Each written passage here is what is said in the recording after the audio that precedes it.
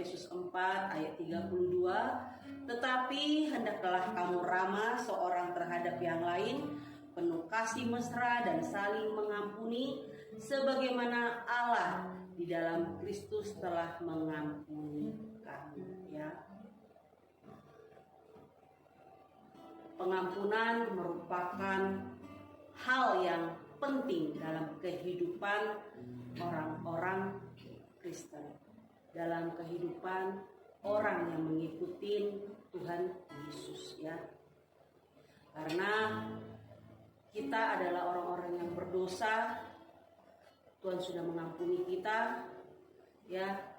Dia sudah menjadi contoh, sudah menjadi teladan, dan kita baru juga menikmati yang namanya pengorbanan Dia, pengampunan yang Dia berikan kepada kita semua. Amin. Sehingga itu yang merupakan suatu hal yang sangat penting soal pengampunan ini. Karena orang yang kita menjadi teladan, orang yang menjadi panutan kita, dia menjadi Tuhan kita, sudah memberikan teladan itu. Kita sebagai umat-umat yang dikasihi Allah, tentu kita akan mengikuti apa yang dia ajarkan, apa yang dia lakukan, ya kan? Sehingga soal pengampunan itu hal yang penting. Tapi dalam kehidupan sehari-hari tidaklah semudah itu. Semudah kita mengatakan ampunilah dia, ampunilah saya, ampuni. Mengucapkannya memang sangat mudah, tapi realitanya kita terus berjuang untuk bisa melakukan kata ini, yaitu mengampuni, ya. Apalagi kalau yang menyakiti kita itu adalah mungkin keluarga, mungkin orang pasangan kita, mungkin orang-orang yang kita anggap sudah menjadi sahabat atau sudah kita anggap dia menjadi keluarga. Pokoknya orang yang ada di sekitar kita yang kita percaya, yang kita sayang. Kalau dia yang menyakiti kita, memang realitanya kita lihat sangat sulit untuk mengampuni. Apalagi saya sebenarnya sudah mengampuni, tapi sakitnya masih di sini. Saya sebenarnya sudah mengampuni, tapi saya kok nggak bisa lupa ya. Kalau lihat dia itu bawaannya memarah aja. Ya, kita sering berjuang untuk menerapkan kata mengampuni ini, ya. Tapi sebenarnya pengampunan itu bukan berarti melupakan, ya. Kita nggak langsung jadi lupa ingatan ketika kita berkata aku mengampuni engkau, terus kita langsung lupa ingatan, kita lupa kejadiannya, lupa. Bukan begitu juga, ya. Artinya ketika kita mengampuni dia, artinya kita itu melepaskan hak kita untuk membalas. Ketika kita disakiti, kita pasti punya hak dong untuk membalas. Tetapi ketika kita mengampuni, hak itu kita tidak ambil. Ya, ketika orang menyakiti kita, ketika orang melukai hati kita, hak kita yang harusnya kita membalas tidak kita lakukan. Itu kata mengampuni. Jadi bukan berarti kalau mengampuni jadi amnesia, langsung lupa ingatan, tidak. Artinya mengampuni itu kita, hak kita untuk membalas kita tidak ambil, ya. Pengampunan juga bukan berarti kita membiarkan orang-orang tersebut itu lolos dari kejahatannya, atau kita menyetujui apa yang dia perbuat, tidak. Tetapi mengampuni itu artinya serahkan keadilan itu kepada Tuhan. Kita punya hak untuk membela diri, kita punya hak untuk membalas. Tetapi ketika kita mengampuni, hak kita membalas kita tidak ambil. Hak kita untuk meminta keadilan itu kita tidak ambil. Kita ampuni dia, kita serahkan keadilan itu kepada Tuhan. Karena di dalam Roma 12 ayat 19 sampai 20 berkata, saudara-saudaraku yang kekasih, janganlah kamu sendiri menuntut pembalasan, tetapi berilah tempat kepada muka Allah. Sebab ada tertulis, pembalasan itu adalah hakku, akulah yang akan menuntut pembalasan. firman Tuhan. Ya, ditekankan firman Tuhan. Jadi dikatakan bahwa pembalasan itu miliknya Tuhan. Ya, pembalasan itu miliknya Tuhan. Kita punya hak untuk membalas, kita punya hak untuk menuntut keadilan. Tetapi kata pengampunan itu, kita artinya serahkan itu semua ke dalam tangan Tuhan. Bahkan kalau kita baca kembali dalam Roma 12 ini di ayat 20-nya, tetapi jika setermu lapar, berilah dia makan. Jika ia haus, berilah dia minum. Dengan berbuat demikian, kamu menumpukan bara api di atas kepalanya. Sekalipun kita disakiti, sekalipun kita mungkin difitnah, firman berkata tadi di dalam Roma 12 ayat 19 sampai 20, ingat keadilan itu miliknya Tuhan, pembelaan yang kita harusnya tuntut itu Tuhan yang akan memberikan keadilan itu. Bahkan kita diminta tetap mengasihi orang yang menyakiti kita, mengasihi orang yang menikam kita, memfitnah kita. Tapi tidak mudah. Makanya tadi saya katakan dalam pembukaan, kita sama-sama berjuang untuk menerapkan kata pengampunan ini. Apalagi yang menyakiti kita, orang yang kita percaya, orang yang kita kasihi, keluarga, ya, pasangan. Itu lukanya sangat-sangat susah. Bahkan kita berkata aku mengampuni saja itu sulit, apalagi menerapkannya. Ya, Yesus dalam pengajarannya mengajarkan murid-muridnya untuk dapat mengampuni. Ya, ketika Tuhan Yesus ada di bumi ini, dia memiliki banyak pengikut-pengikut termasuk murid-muridnya. Ya, di situ Tuhan senantiasa mengajarkan untuk terus mau mengampuni. Bahkan dalam Matius 6 ayat 14 sampai 15 dikatakan, dalam Matius 6 ayat 14 sampai 15 dikatakan, karena jikalau kamu mengampuni kesalahan orang, Bapamu yang di surga akan mengampuni kamu juga. Tetapi jikalau kamu tidak mengampuni orang, Bapamu juga tidak akan mengampuni kesalahanmu. Ya, kita sebagai anak-anak Tuhan diminta, bahkan ditegaskan untuk mau mengampuni. Karena kalau kita mengampuni orang, maka Bapa di surga juga akan mengampuni kita. Setiap kita tidak ada yang bisa lepas dari yang namanya ada bikin salah buat kepada orang lain, kepada Tuhan, sudah pasti. Ya, kita jatuh bangun dalam iman. Kadang kita melukai orang lain tanpa kita sengaja. Ya, nah kalau kita kepengen supaya Tuhan mau mengampuni kita, Tuhan mengajarkan kepada murid-muridnya, dan kita juga murid-muridnya, kita juga anak-anaknya.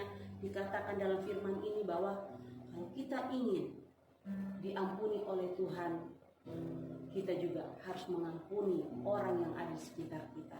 Termasuk tadi orang yang kita percaya, keluarga kita, orang yang kita kasihi, pasangan hidup. Ya, dalam Lukas 6 ayat 27 dikatakan, tetapi kepada kamu yang mendengarkan aku di sini adalah Tuhan, ya.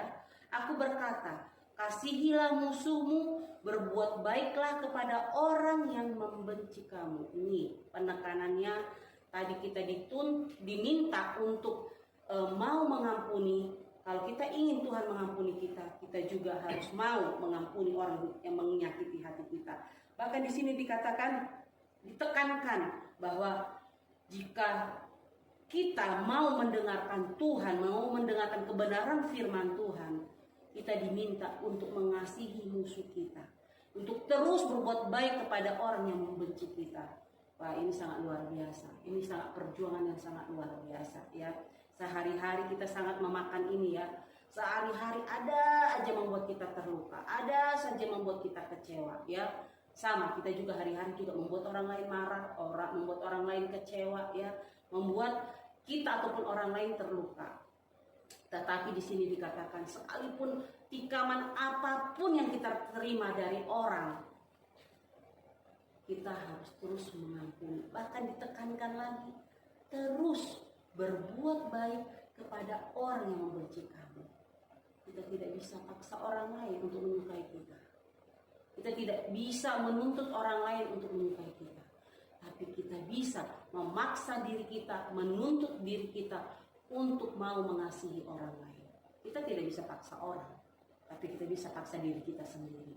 Untuk mau mengasihi, untuk mau mengampuni, untuk mau menekan diri, untuk melepaskan keegoisan kita, untuk bisa rukun dengan sesama. Memang kita tidak bisa menuntut orang lain, tapi kita tuntut diri kita sendiri. Amin. Tadi Yesus mengajar murid-muridnya. Saat ini kita bisa belajar di mana Tuhan bukan hanya omong. Tuhan Yesus bukan hanya mengajar, tapi dia menerapkan apa yang dia ajar. Ya, dia menerapkan kasih itu, dia menerapkan pengampunan itu. Kalau kita membaca dalam Lukas 23 ayat 34, Yesus berkata, "Ya Bapa, ampunilah mereka sebab mereka tidak tahu apa yang mereka perbuat." Itu luar biasa. Ya, itu luar biasa. Jelas-jelas yang memukul Tuhan Yesus, yang memfitnah Tuhan Yesus, yang melempar dia, meludahi dia, ya sampai babak belur, itu orang dewasa semua. Orang dewasa semua yang tahu kalau kita meludahin orang bagaimana, kalau kita mukulin orang efeknya apa, kalau kita tendang orang itu efeknya apa. Tapi di sini Tuhan bilang, "Ya Bapa, ampunilah mereka sebab mereka tidak tahu apa yang mereka perbuat." Yang melakukan hal yang menyakiti hati Tuhan itu orang dewasa, bukan anak balita yang tidak tahu harus apa yang dia perbuat itu benar atau tidak, tapi orang dewasa yang paham betul. Bahkan di situ ada tokoh-tokoh agama yang tahu betul firman, tapi mereka yang menyakiti Tuhan. Jadi Tuhan Yesus bukan hanya omong, bukan hanya mengajar bahwa kita harus mengampuni, kita harus memaafkan, tidak. Tapi dia sendiri menerapkan hal itu dalam kehidupannya. Belum lama kita merayakan yang namanya kasih Tuhan yang luar biasa, penyaliban Tuhan Yesus itu. Ya, belum lama kita mengalaminya. Tiap tahun kita diingatkan akan kasih yang begitu luar biasa. Ya, di sini bukan hanya Tuhan Yesus mengasih tahu, kita harus kasih itu, sesama kita harus ampuni, tidak. Dia sendiri menerapkan hal itu. Ya, di dalam, memang kita tidak melihat dalam kasat mata, tetapi banyak film-film yang menunjukkan, menggambarkan penderitaannya dia. Setiap kita nonton itu, setiap tahun pasti air mata keluar. Ya, kasihnya sangat luar biasa. Dia tidak layak untuk mendapatkan hal itu. Dia tidak layak untuk mendapatkan tikaman, fitnaan itu, karena kita tahu dia tidak berdosa. Tapi demi mengampuni kita, termasuk saya, dia menerima itu semua. Bahkan yang luar biasanya, dia mengatakan bahwa dia meminta di dalam doanya kepada Tuhan untuk mengampuni orang-orang yang memfitnah dia, orang-orang yang menyakiti dia. Tidak ada yang melebihi apa yang dia perbuat. Masih banyak tokoh-tokoh yang lain yang di dalam Alkitab yang dia juga mengalami yang namanya perjuangan untuk mengampuni. Ada Yusuf yang mengampuni saudara-saudaranya, ya kan? Ada Daud, di mana dia selalu saja diganggu oleh Saul, tapi dia lepaskan pengampunan. Banyak tokoh-tokoh, ya, yang mengajarkan kita, yang membimbing kita untuk mengampuni. Dan kesalahan yang dilakukan orang lain kepada mereka itu tidak tanggung-tanggung, bermain dengan nyawa. Otomatis lukanya sangat luar biasa. Yesus pun menyerahkan nyawanya. Sebelum dia menyerahkan, dia difitnah, dia dihukum, dia dipukul, dia bahkan banyak hal yang dia alami. Tapi kata yang keluar dari dia adalah, dalam doanya dia mengampuni siapapun yang menyakiti dia. Ya, sangat luar biasa. Mengampuni memang tidak mudah. Saya katakan tidak mudah. Saya juga berjuang untuk hal itu. Tetapi ketika kita memilih untuk mengampuni, kita kita akan mengalami yang namanya kebebasan. Kita akan mengalami yang namanya damai sejahtera. Ya. Tapi ketika kita itu tidak mau mengampuni, endingnya dendam, percayalah, kita yang stres, kita yang bakalan sakit. Orang yang menyakiti kita sudah lupa, bahkan tidak peduli dengan kita punya perasaan. Tapi kitanya jadi menjauh, jadi minder, jadi bagaimana ya? Kita yang sakit. Karena saya pernah mengalami hal itu. Saya yang terluka. Terus ketika saya melihat orang yang menyakiti saya itu, dia merasa biasa aja. Dia merasa itu derita Anda. Dianya happy. Bahkan berulang terus merancangkan hal-hal yang tidak baik buat kita. Kita menangis lagi, kita terluka lagi, makin down lagi, sakit akhirnya. Karena stres. Apalagi kalau kita lihat lawan kita itu biasa aja. Itu semakin membuat kita tertekan, ya. Jadi kalau kita melepaskan pengampunan itu artinya keadilan yang harusnya kita miliki, pembalasan yang harusnya kita miliki, sudah serahkan kepada Tuhan dalam doa kita. Ya. Pengampunan itu merupakan respon kasih kita kepada Tuhan. Ya. Respon kasih kita kepada Tuhan karena Tuhan sudah mengampuni kita terlebih dahulu, bahkan menyerahkan nyawanya untuk kita, agar kita bisa berdamai dengan Allah, agar kita lepas daripada kutuk, daripada dosa. Ya, Tuhan sudah memberikan kita pengampunan lebih dahulu. Oleh sebab itu, pengampunan yang kita beri kepada orang yang menyakiti kita merupakan respon kita akan kasih Tuhan yang luar biasa. Ya, mengampuni juga itu membuat kita tadi, hubungan kita kepada orang yang menyakiti kita kembali baik. Kitanya tidak stres lagi, hubungan kita tetap baik dengan dia, ya kan? Kita bisa menjalankan kehidupan kita dengan baik juga, ya. Karena ketika kita dendam, ketika kita marah, ketika kita membenci yang berlebihan, percayalah, kita yang tersiksa sendiri, ya. Di dalam Efesus 4 ayat 32 mendorong kita untuk menanggalkan sikap egois, sikap kita yang sombong ini, ya, kebencian, dendam. Firman Tuhan hari ini, ya, Efesus 4 ayat 32 ini membuat kita, menekankan kita untuk mau mengampuni, ya.